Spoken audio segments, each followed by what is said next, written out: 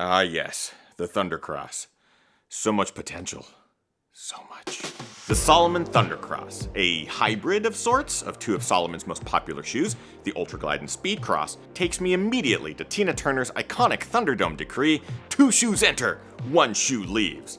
I had high hopes for this new beastly form, but did it live up to the hype? Well, with plenty of decently soft, though not very reliable, energy foam midsole underfoot, the shoe starts out promising. Then there's the combination of the classic SenseFit and the quick lace system that's reminiscent of so many Salomon shoes. It just felt right.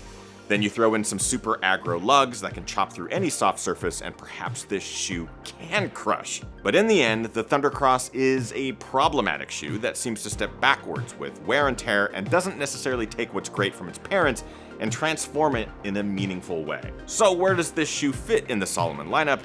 Hopefully we'll answer that and a lot more in today's review. Let's dive in.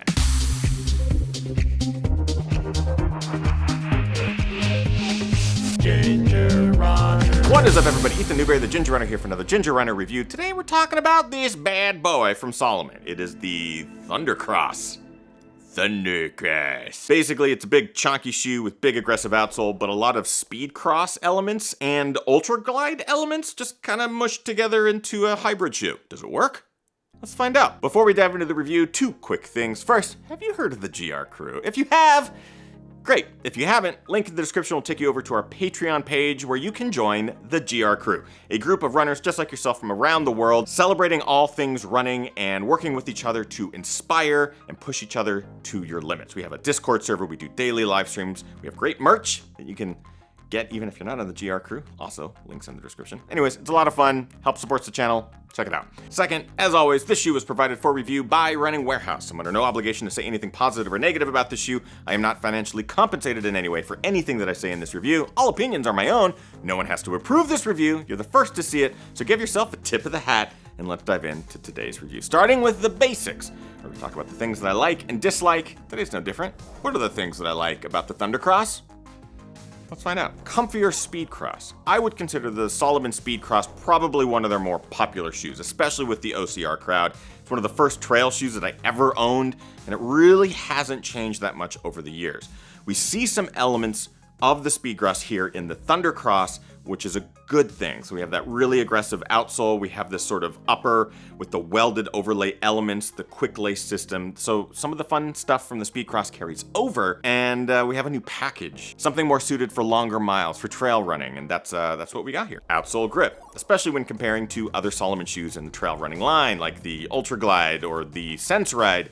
They're just big lugs. Again, reminiscent of the Speedcross, and that is a good thing. Plenty of grip, especially in inclement weather. As you can see, these are just covered in mud because I wore these the last time it dumped here, and they worked great. They get you that grip that you need in those less than stellar environments. Stability. So one thing that Salomon doesn't always do is provide you with that super stable platform because of the narrowness that a lot of their shoes feature. So in this case, it is a bit roomier of a shoe, more voluminous. Those of you with wider feet might actually enjoy the Thundercross, but what you get is a wider package and a more stable platform. So I am commending them here because the Speedcross is definitely a more narrow, more nimble package, but really built up like a tank.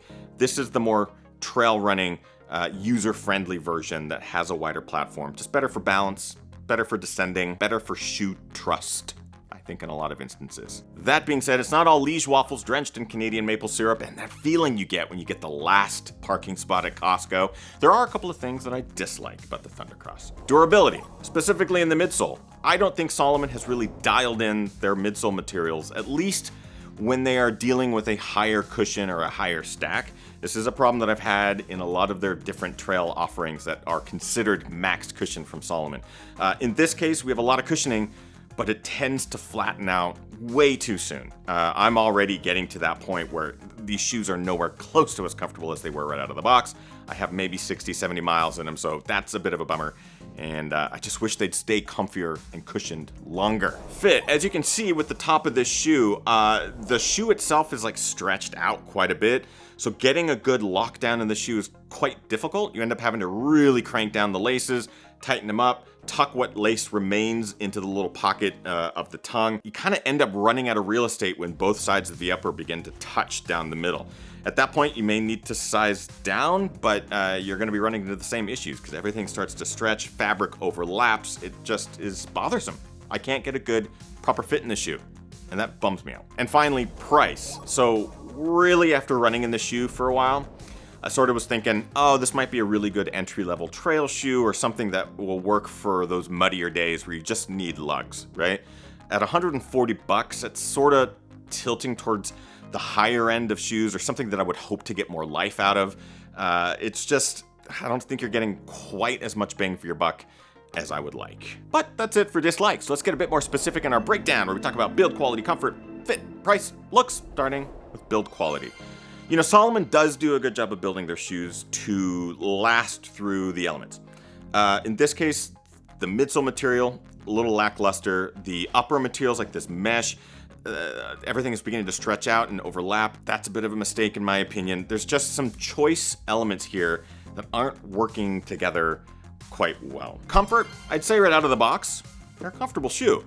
The more you wear them, the more you break them in, and the more you flatten them out, it definitely gets less and less comfortable. So I don't know if many people are gonna get a lot of life out of the comfort of this shoe, and that sucks, especially at 140 bucks. Fit, again, probably one of the more negatives of this shoe is just being able to get a good lockdown. You're really gonna have to crank down on the quick laces or just remove them and put in regular laces if you can even do that.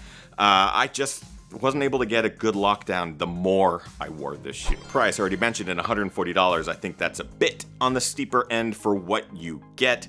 And looks, I don't mind the looks. I think it looks a little hybrid-y between some of their trail offerings and then the Speedcross, which isn't a bad thing. I don't mind the pink and orange and black and grays, but I don't know. Salomon tends to do a really good job of monochromatic looks.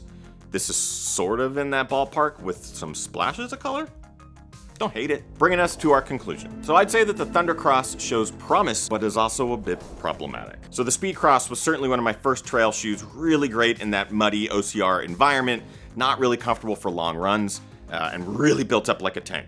Some of those elements carry over, those lugs, the upper feels very similar, but a lot of what makes some of their trail line really great doesn't necessarily carry over.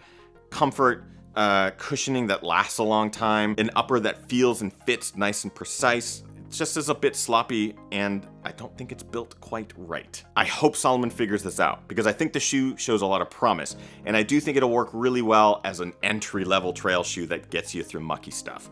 There's just some stuff here that needs some fixing in the next version, so I hope it makes it to that stage. We'll have to wait and see. Bringing us to our final criteria. Is the Thundercross a buy, try, or why? Oof, I might just have to give it a Y. I don't think it's met its final form yet.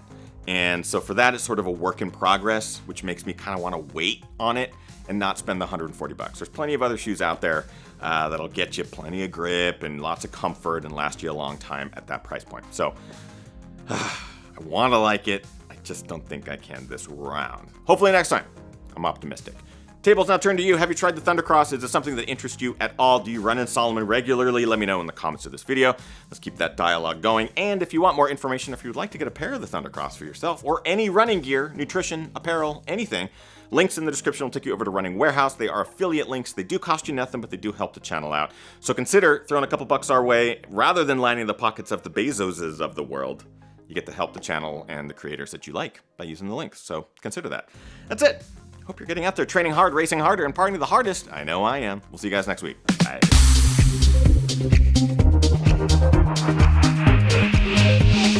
Ginger Run.